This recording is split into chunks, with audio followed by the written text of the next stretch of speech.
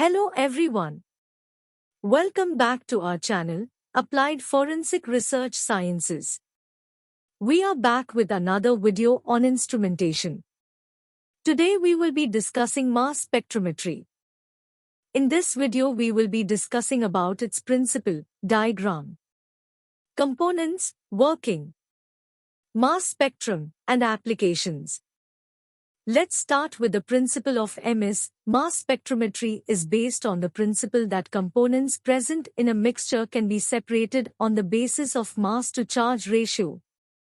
The basic principle of mass spectrometry, MS, is to generate ions from either inorganic or organic compounds by any suitable method, separate these ions by their mass-to-charge ratio, MZ, and detect them qualitatively and quantitatively by their respective MZ and abundance. The analyte may be ionized thermally, by electric fields or by impacting energetic electrons, ions or photons. Let's see the diagram of MS. Here we can see different components, which will be discussed in later slides. Now let's discuss different components. In the MS, there are basically 5 components of this instrument. First is sample vaporization chamber. Samples can be present in any form: solid, liquid, and gases. But for this instrument, we require the sample to be in gaseous form. If the samples are not in gas form, then this part of the instrument converts the samples into gas form by strong heat. The second component will be ionization chamber. Here, samples are ionized with high energetic electrons, which bombard the samples to knock them down into ions. The third component is ion acceleration chamber. In this chamber, a pair of electrodes are used having opposite charges. One of the electrodes attracts the ion and the other repels the ion. This phenomenon accelerates ions to move forward. Our fourth component is the mass analyzer. It is also known as a deflector. This component has magnets which produce a strong magnetic field which deflects ions according to their mass-to-charge ratio.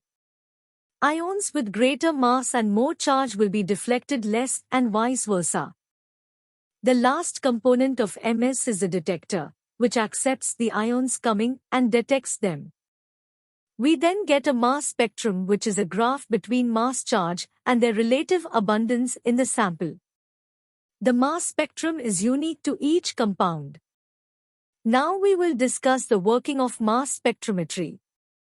In a regular mass spectrometer, we initially have the material to be analyzed, but we need it to be ionized to pass through the spectrometer with enough energy.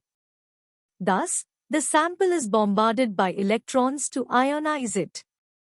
This ionized beam is now passed through a series of electric or magnetic fields depending on the type of the sample and its properties.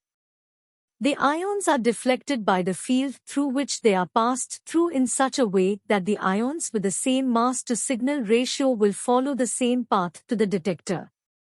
These charged and deflected ions are now incident onto a detector, which is capable of distinguishing the charged particles falling on it. Based on the mass spectrum produced by the charged ions, we can identify the atoms or molecules constituting the sample by comparing them with known masses or through a characteristic fragmentation pattern. There are many applications of mass spectrometry, and it is widely used in forensic science. It is the best technique for the identification of any compound. It can detect any compound qualitatively and quantitatively. It is used to detect unknown samples with accuracy and efficiency. It is used to confirm the findings of preliminary tests and to analyze substances for suspected illicit drugs. It can also be used for pesticide residue analysis. Thank you everyone for watching this video. If you have any doubt, you can comment down below. And don't forget to like, share and subscribe to our channel. We will come back with more such videos. Thank you.